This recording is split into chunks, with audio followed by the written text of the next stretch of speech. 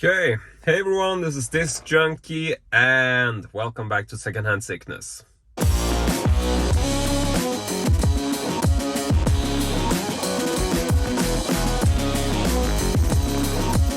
Today we are once again back at Norrskedika and yeah, I don't think we need much of an introduction, so let's go. Your move, creep.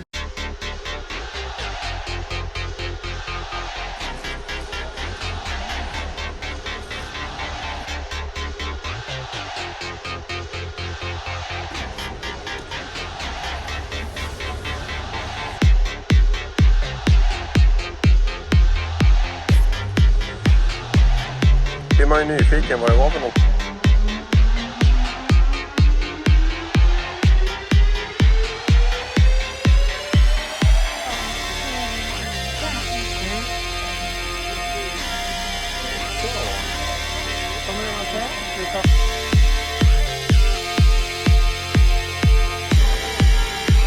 Vad spelar de på den där eller?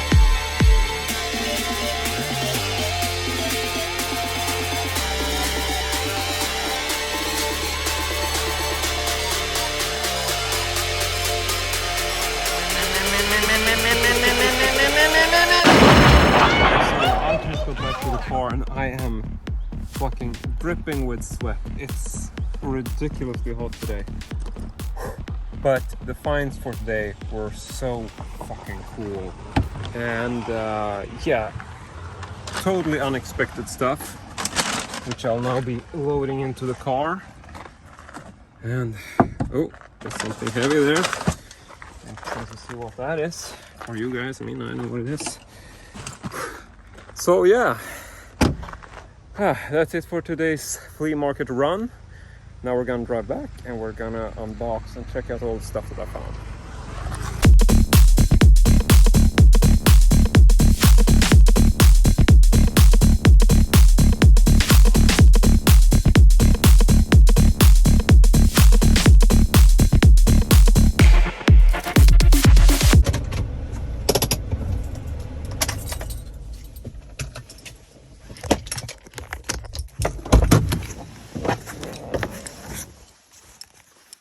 Right, so we're back home. Just go ahead, unload this stuff so I can start unboxing it for you guys. And I reckon we will just do this in the red room like last time. Okay, so let's go ahead and check out today's finds. Now I'm not really sure what to begin with because there's a whole bunch of cool stuff here, but I suppose we can actually start with the first find, which I got in this bag here. This is something I looked at and then I was feeling like, I'm a bit iffy about it, but then I decided to go back and get it anyway.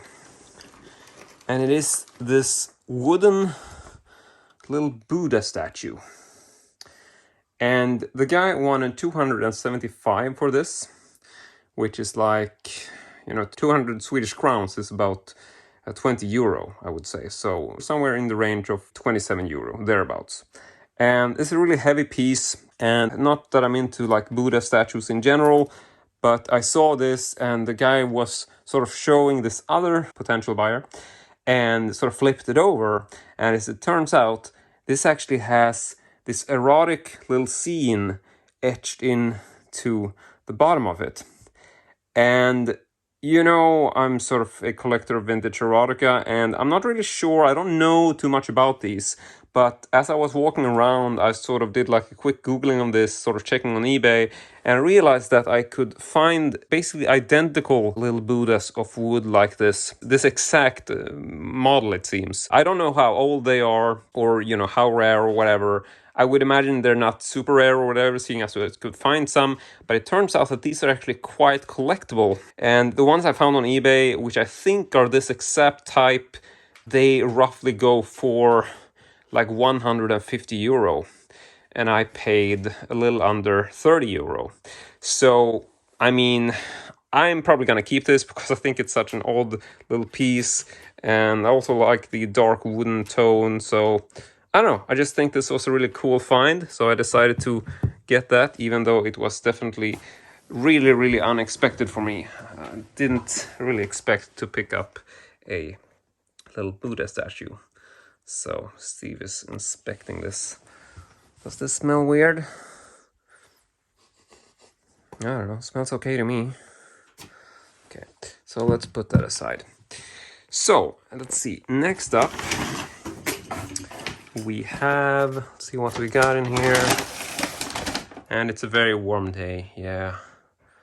It's a very warm day, and you had a bit of a bath, a bit of a playing around with the water hose. So you're pretty good, except you're all wet. Okay, so anyway, let's go ahead and check out the next stuff. Where did I put that? Oh, right, it's in the bottom here. So, okay. So this was a very cheap find, which was only 20 Swedish crowns. And it's basically a larger variation of this spike wristband that I got. So this is basically meant for like your entire lower arm. It's basically just a longer version. And I've actually been looking at some of these, you know, on online auctions and stuff. And, you know, I figured, yeah, I'll pick one up if it's cheap. And this was definitely cheap. And you sort of want to smell every item, do you? So what do you think? Is this, it's good, it's approved. Does it have the Steve seal of approval? Yeah, I'm pretty sure it does. Okay, so the Buddha, which was 275 originally, I haggled that down to 200. And then I got this for 20. So that's pretty good. And next up, see what we got. We got these 2 vintage magazines. So I'm hoping I can take out. There we go. And these are a Swedish magazine, which is called Lektyr. And this is a very sort of famed magazine in that it's been sort of around forever. These are from the 1960s, and it says Lektyr, and then it says mostly for men. So yeah, this is basically a vintage men's magazine. And sorry about the glare from my camera light here, but the lighting in here isn't the best. So, I mean, this is basically like most of the vintage magazines. Men Stine, får du gå och lägga dig. Så. Gå bort. Gå och lägg dig. Sorry, but it's just standing here breathing in my face. Gå och lägg dig. Gå och lägg dig. So, yeah.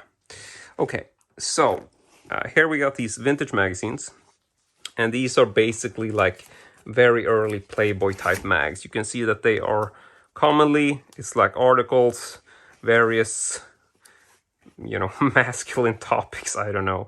But they will also have like the fold-out girl, as is pretty common for men's magazines. But with time, you know, this developed into a very saucy mag, and I mean, it had a really long run. Like, you can get these from, I don't know when they ended, but I mean, it definitely went into the 80s, and I'm thinking probably the 90s. So, you know, in later days, this magazine was basically, I don't know if I will call it a porn mag, but definitely a men's magazine with a whole bunch of nudity in them, whereas these early ones, it's basically just like the simple fold out. And here is the second one, which is from 1966 as well. And yeah, we do have some sort of poster girls, or sort of fold out girls, I suppose. I think there's another centerfold. Yeah, there's another one. But that might be it. But apart from that, it's basically just, you know, a lot of motors and guns and typical stuff that men like to read about. I don't know. Okay, so I got those two. And these magazines actually came from the same guy who sold me the gay magazines, which I talked about in my last video. And this was from the same flea market, as you know. So he had basically gotten these two. So I decided to pick them up, and he, you know, tends to give me pretty fair prices.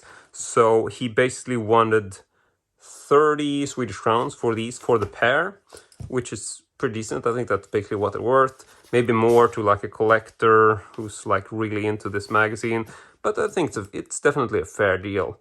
So I sort of told him, like, if you have anything else in the range of erotica or stuff like that, you can always message me in case stuff like that comes in, because he tends to buy and trade a lot of stuff from what I understand.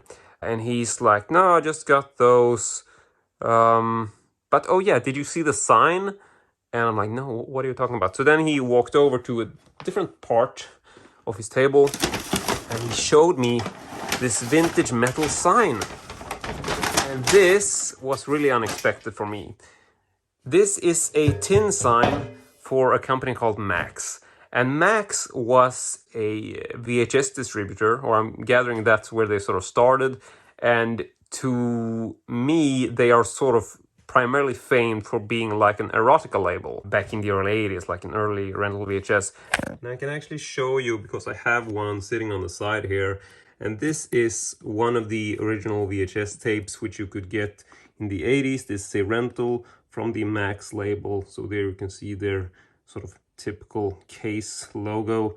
And I mean, they released primarily erotica, I think. But I gotta be honest, I don't know the full history of this label. I know pretty sure that they released non-erotic titles as well, but I think they are primarily known for their erotica. So yeah, that's just a quick look at an original Max tape in case you're curious. Now this actually says there's just one original Max, and then it says retail film. I don't know when retail film was like you would purchase VHS rather than rent it. I'm not really sure when that came into play here in Sweden, but I would imagine this is probably late 80s, but it's really hard to say. In any case, a really cool sign and definitely an unexpected find. I rarely find sort of video store memorabilia, so this was a really cool thing, really fun sign to have. And he didn't want much for this either. I was like, so what do you want for this? And he's like, give me 50. And I'm like, he's just standing there and he's like, or maybe 40. And I'm like, okay, so I'll give you 60 for this together with the magazines. And he goes, yeah, that's fine. So I got the sign and the magazines for 60 Swedish crowns, which isn't much, it's like €6. And then lastly, in this bag here, which he also gave me a bag just to be nice, because he had these sort of like textile bags or carrying bags, because the item, which I didn't pick up from him but from another guy, was so heavy that I felt like, I'm not really sure what I'm going to carry this in, seeing as I had so much stuff already to carry around. So he's like, okay, take this bag. And so this one is, I'm not sure if the best, but really cool piece which I picked up today.